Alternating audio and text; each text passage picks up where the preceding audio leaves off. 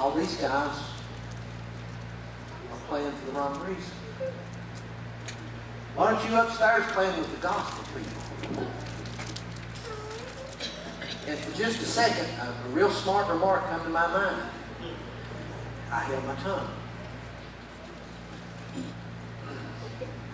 I wanted to just say something, but I didn't. I said, Lord, help me. And I just looked at him. And I didn't say nothing. He walked off. But he was quite like this Pharisee. He says, does he not realize who's around him? Does he not realize who this woman is? Does he not realize she's a sinner? Jesus knew all along who she was. He knew exactly who she was, what she'd done, what had happened in her life. But he was there for a reason. And this Pharisee just got, not realizing that, hey, Jesus knew exactly what he was thinking. Pharisee didn't say it out loud. Never said it. He said, talk to himself. And Jesus said, I've got something I need to share with you here, Simon. And he began to, I love how Jesus dealt with him.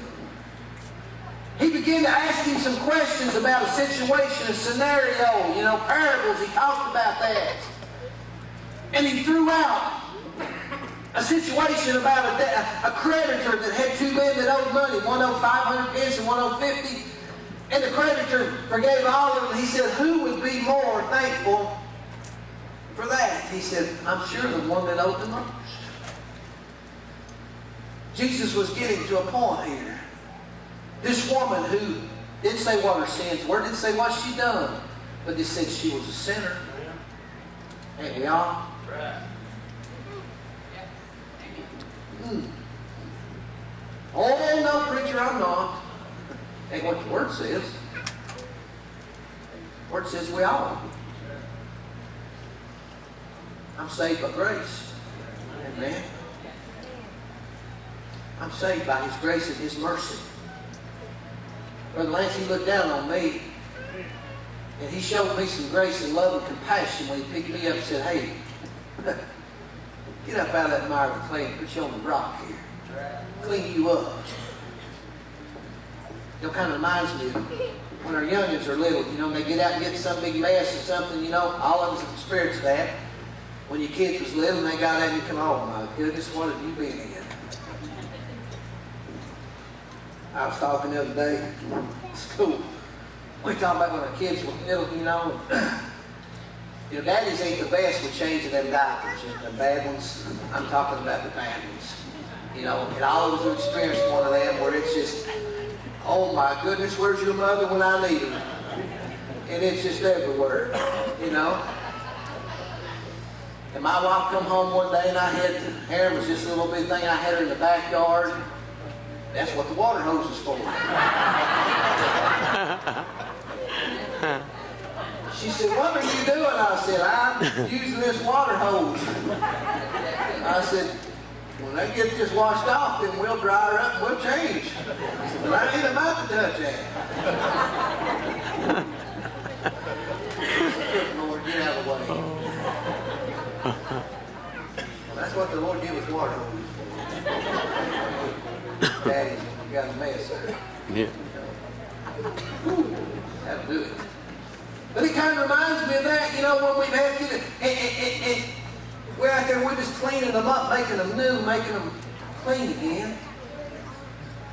The Lord has to pick us up out of that old miry clay and just set us up on the rock there and kind of hose us off, Clean that away.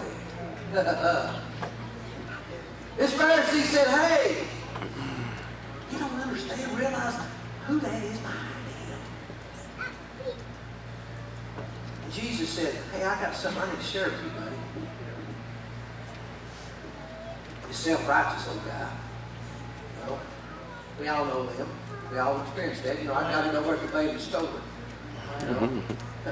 Let me give you the rest of the story. I kept my mouth shut. I just kind of looked at him like he had a horn growing out of his head. I kept on picking. I kept on grinning. I kept on saying. And this fellow who was so self-righteous to me and just absolutely licked me up, he wandered off. And about 6 weeks later, he was in jail. Got himself in a mess. For whatever reason. But he lit me up at night. I can't held my peace. I prayed for him. But Jesus looked at this Pharisee. He said, hey, Simon, hold on a minute here. I know what you're thinking.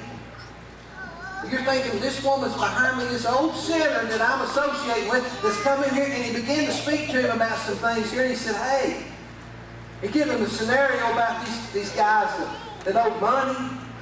Which of them will love him the most? He says, well, I suppose the guy that he forgave the most. He was getting to a point. 4 words was going to change her life forever and ever and ever. And he turned over to that woman, and he was saying to Simon, he said, you see this woman, I entered in your house, and you gave me no water for my feet, but she's washed my feet with tears.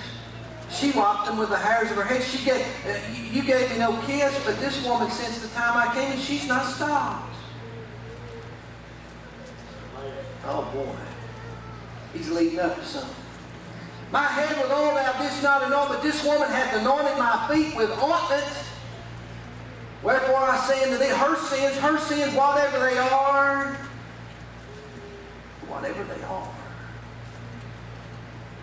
You know, a lot of folks, one of these days I'm going to preach my little sin, big sin, medium sin message. Y'all gotta hear that.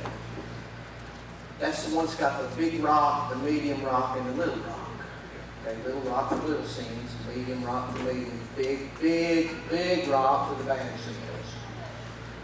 You know, he without sin cast the first stone.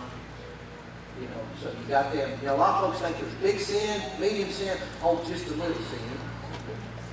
You know, like people say, preacher, I told you just a little lie. No, you didn't. A lie's a lie. They ain't living. They ain't living. They're all lies. Lies are lies. They don't have sizes on them. You can't purchase, from the little section. And he said he forgave her sins. Didn't go into depth and say what there was and say, well, we've really got to pray because there's big old bunches of sins, big old horrible things. I'm thankful Jesus is not like us. We were talking about yesterday, here in this world, a lot of folks, they get hung up on things. And they can't forgive people. And, a lot of places, somebody's messed up. Everybody's messed up. Let me tell you, everybody, at some time in your life has messed up. Every single one of us. Okay? Some of us more multiples. Okay? This morning I was talking about that. In the criminal system, you get labeled as either persistent felon, habitual criminal, or whatever, repeat offender. I call my kids sometimes at school. I said, you're going to fail this year, and I'm going to make you a repeat offender. 7th grade again. Many folks are repeat offenders. They've done, they messed up. And a lot of folks, down here, they just can't forgive it. They just stop, and they expect folks to just get up and say, now listen, you've got to spill it all, every horrible detail to us, tell us everything that you did, and then maybe we'll forgive you. I know I'm kind of mad right now, but I'm getting the point. Jesus never said, hey, she did all of these things right here, and we're going to see if we can forgive her. He said, her sins, whatever they were, whatever had happened, whatever transpired. Of course, this old Pharisee standing there saying, listen, I don't know how she got in the house. I'm sure he's thinking, what in the world is she doing here? I don't normally hang out with people like this. I got tickled yesterday. Some of us were riding motorcycles yesterday, and we were over the pilot, and this fella pulled up. I think, did he know you, Brad? And somebody said that fella pulled up and rolled the window down and said, hey, y'all are the Hells Angels? I thought, wait, I ain't never been called one of them. But a lot of times folks will see you and they'll just associate something with you. What's he doing talking to them?